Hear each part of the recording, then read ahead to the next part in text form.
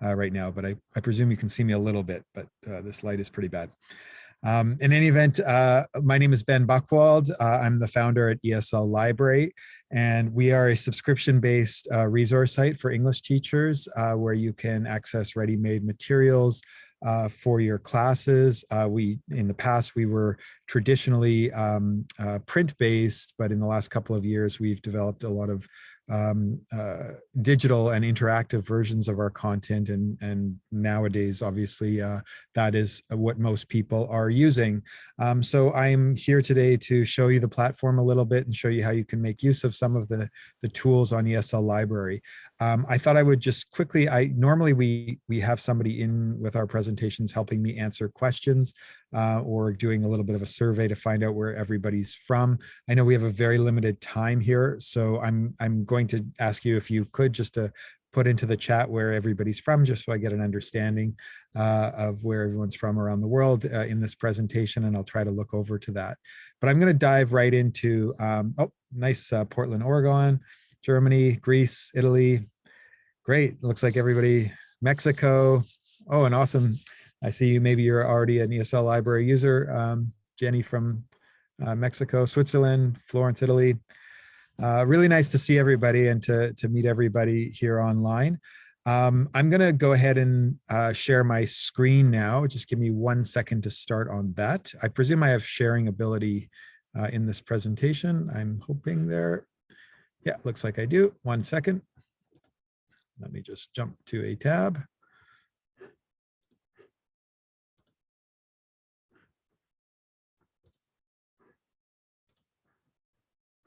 Sorry, everyone, doesn't seem to be letting me share my screen. There we go. I think it's starting now. Okay, I presume maybe just give me a thumbs up or something on the chat to make sure that you can see my screen. Okay, perfect. So ESL Library is what it sounds like. It is a library of content with over 1,500 lessons that are available. We add new content to the site all the time, and we try to keep it really fresh with up-to-date materials that are relevant to things that are going on today.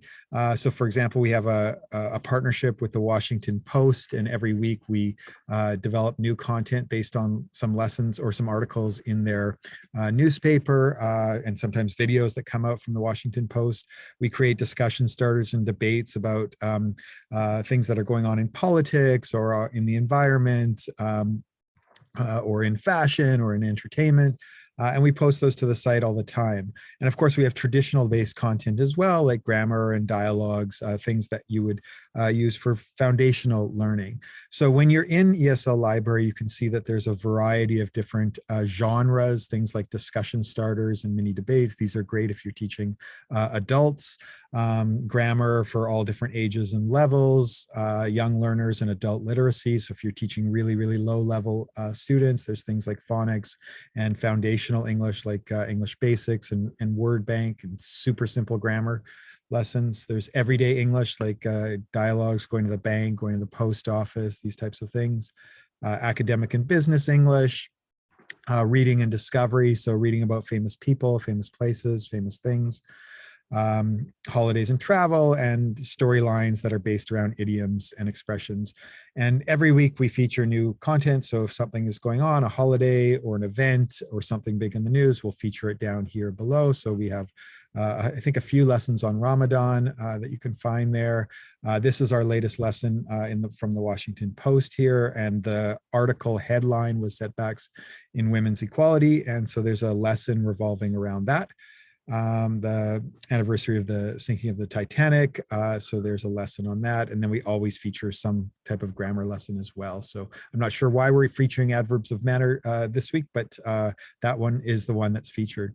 So the section that I love the most, and particularly for teaching online, is our discussion starters. If you're teaching to adults and that are at a low, intermediate, and above level, this is a really great section where you can get students reading about something that's topical, and then using the language from that article to discuss and debate their own opinions.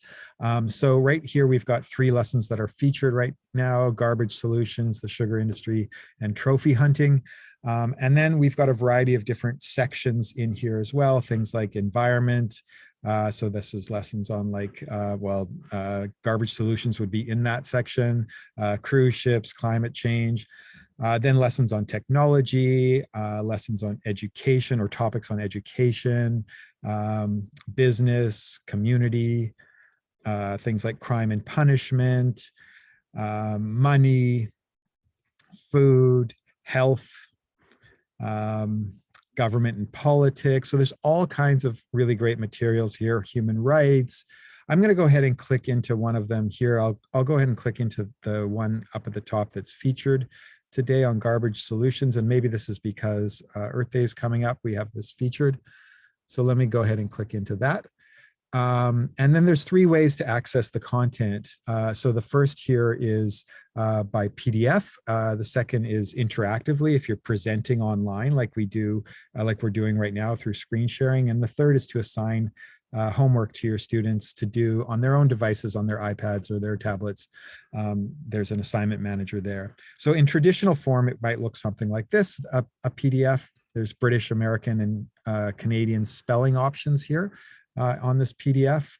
It starts with a warm-up. You get your students into pairs or groups, and it's particularly useful if you're using something like Zoom where you can do a breakout room. You can put your students into breakout rooms and have them discuss these four questions here. Do you feel guilty when you throw out garbage? How have your recycling habits changed over the years? So, et cetera. You get students into pairs and groups. And then there's a vocabulary preview that they can look at here, matching exercise. Here's a reading about garbage solutions. And this is, looks like this is actually the one I clicked on is a lower level lesson. So it's a very short reading on garbage solutions, but there would be a slightly higher level lesson, which would include a full page reading. But because this is a lower level version of it, it only has 3 paragraphs here. And then comprehension, vocabulary review, and then discussion and some sort of class opinion at the end.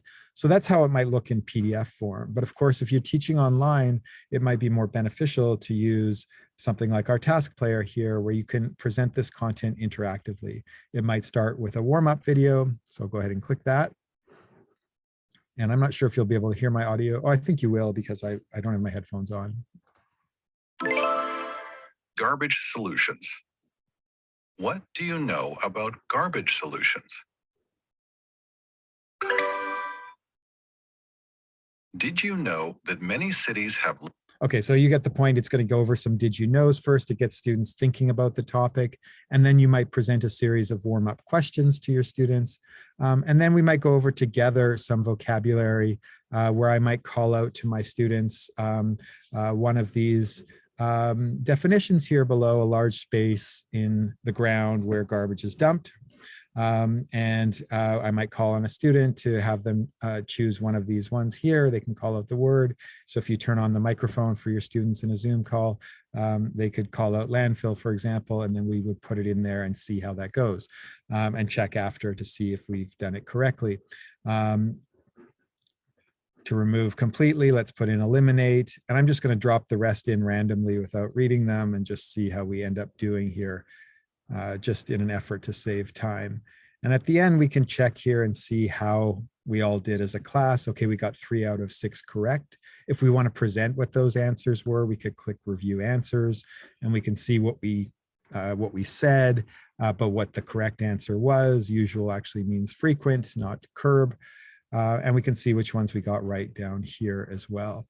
So you can present content this way. And of course, if you're doing breakout rooms like we are in Zoom right now, you can present these questions to your students and have your students go into breakout rooms and then discuss these 3 or 4 questions as a group, and then perhaps come back to the whole class as a whole and maybe have one student explain what another student in his or her breakout room felt about a particular question or what their opinion was here. So that's a great way to interact with students online and making good use of breakout rooms for a discussion. You can present a reading to them, have them read together or read one at a time, read a paragraph at a time, then have them do the breakout rooms to do the question and answer as a follow-up. it's really useful. Another great thing that I really love about teaching online with a platform like this is using flashcards in the classroom. So flashcards are a really great way to elicit new vocabulary, and it doesn't really matter the level that your students are at.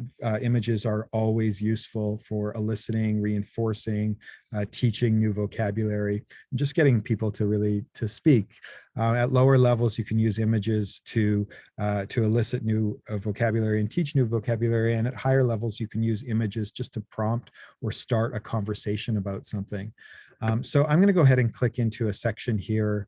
Let's go into housing and tools. And I might want to look at all of these. Let's say we're focused on that today. I can select images that I might want to teach today. Let's actually say I want to narrow down to just images about, let's say, the kitchen. So I'll go down here and narrow that focus for rooms just down to kitchen. And I can start to select images here. And as you see, they're getting added to like a sidebar here with all my images there: faucet, knife, kettle.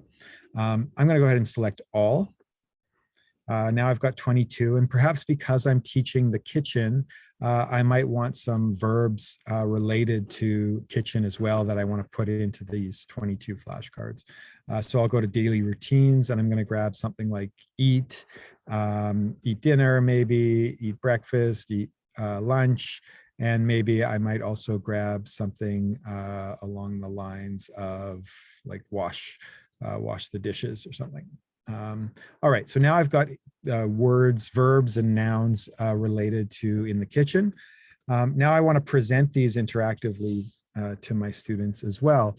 So the first thing I might do is set them up a little bit. So maybe if you're teaching in the UK versus in Canada, there might be some different language than what we have as our main ways of presenting these words.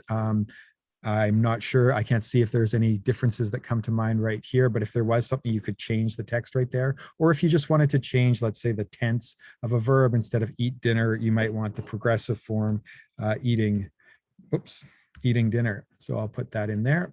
Let's do eating breakfast and eating lunch.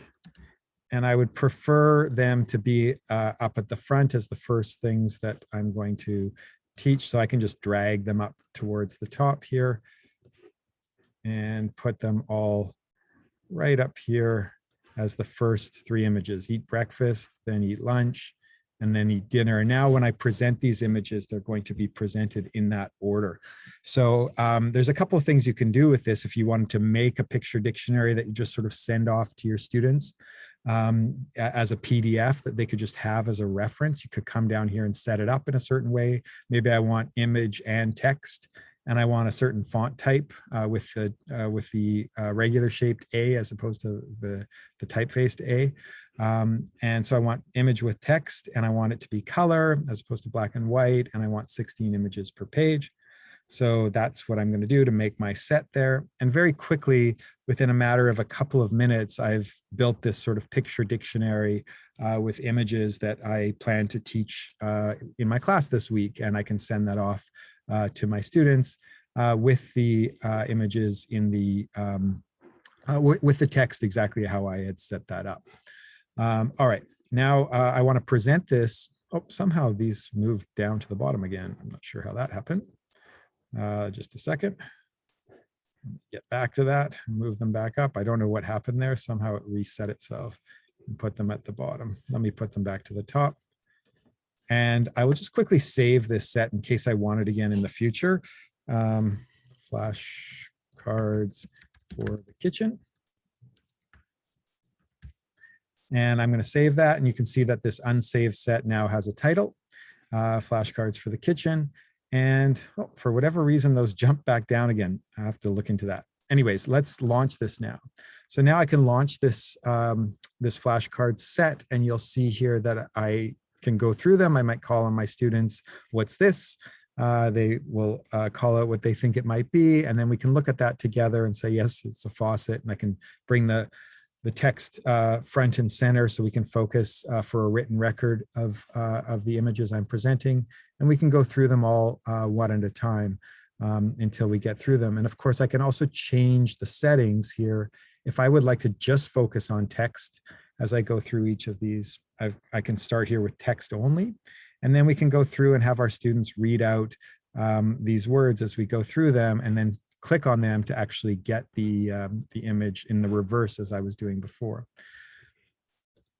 All right. So I see that I'm approaching my my 20-minute mark as well here. This is a very sort of fast express presentation. Typically, we do these in about an hour, and I want to be mindful of everybody's time. I know there's another presentation starting in a minute. So I'm happy to answer any questions here on the chat, or I'm not exactly sure how the format is going, but I believe I only had 20 minutes and I'm just at that 20-minute mark right now. Could one of the hosts hop in and help me out here to let me know if I still have time or what the format is? Is Heike still there? I'm here, yes. Okay. Okay, Heike, you take over. Heike, I wasn't sure if there was question answer time or if it was just a hard No, stop. Helena, please. I was distracted. Yeah, so I was just asking if there were, I wasn't sure if there was a hard stop at the 20 minutes because there's another presentation starting after. This is my first time doing a presentation with you guys, so I wasn't sure how the format worked and I wanted to be very mindful of time.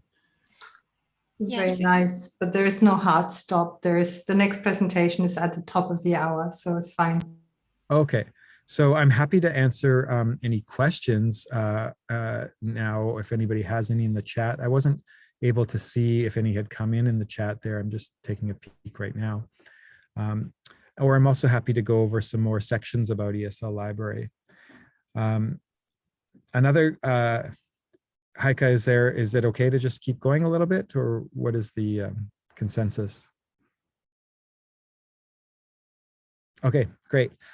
So I showed you how you could use flashcards in the classroom. The other really great thing about using ESL libraries, we think it's really important for teachers to be very organized, and planning ahead of time is something that's really important for language teachers, to plan your course or plan your curriculum ahead of time.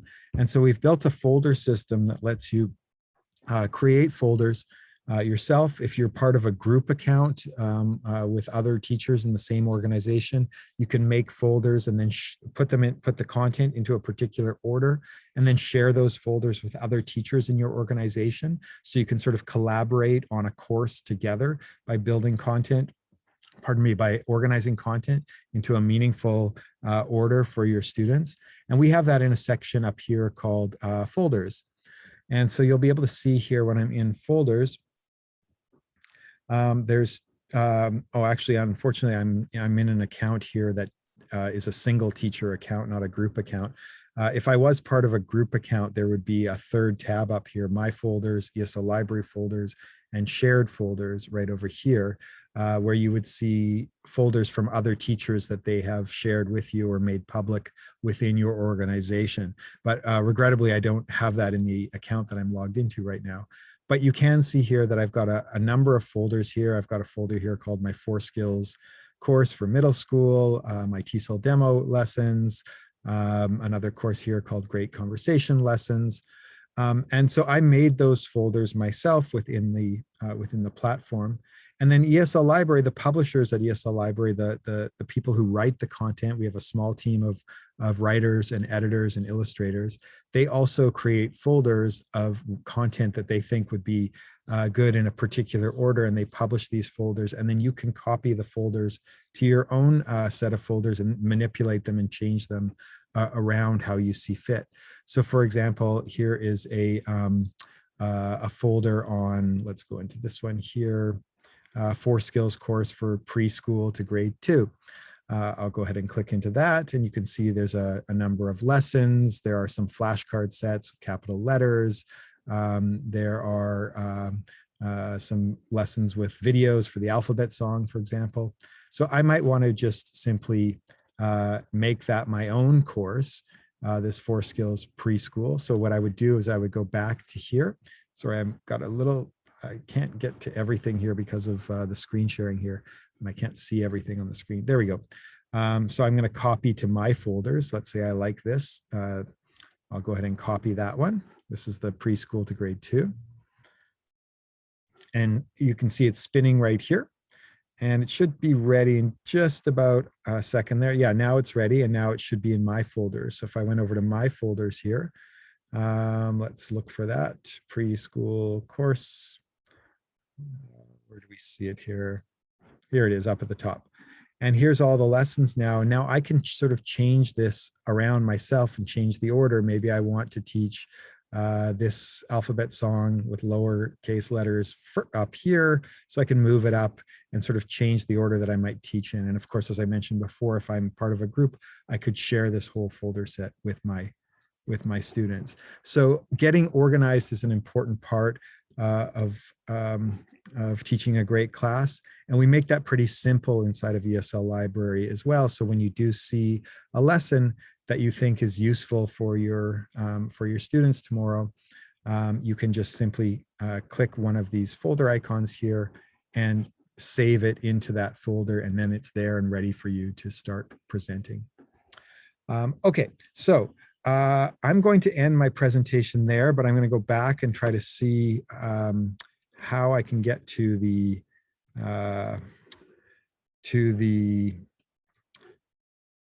chat window. For some reason, I can't get back to that right now. So maybe I'll just stop screen sharing here and see if there are any questions that have come in that time. Okay, I'm able to get there now.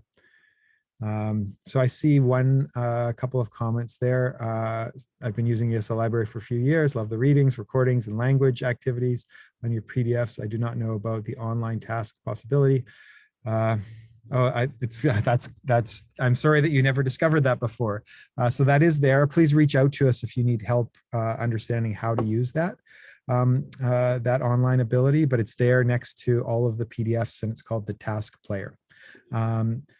Somebody asked, do I always have to sign up for a 12-month subscription? No, we also have monthly subscriptions as well. And we do have discounts for group accounts as well. So if you're part of an organization and the organization wants to join for multiple teachers, the price is cheaper as well.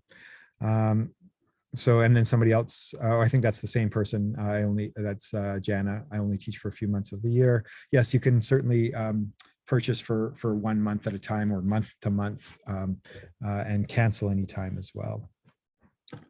All right, so I'll turn that back over to Heike to sort of end off the presentation here before we move into the next one, but still happy to stick around and answer any more questions if anybody adds any there.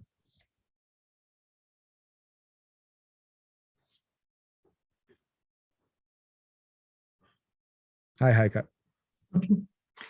Thank you ever so much, Ben, for this presentation. And you answered all of the questions yourself. That is wonderful. Can I ask you a question as well, Ben? Is it that you're more in America, or is it are you also present in Europe in general? Well, about 50% of our teachers are in the US and Canada, and the other 50% are spread out all over the world, in South America, in Europe, in Asia. So 50% is outside of the US and Canada.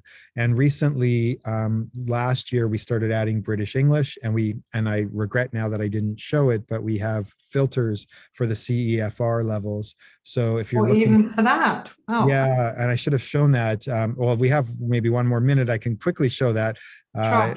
if there's still time. I think I'm logged in here as a European user. Yeah, so yeah, so you can see the levels here, A1, A2. This is in this particular section.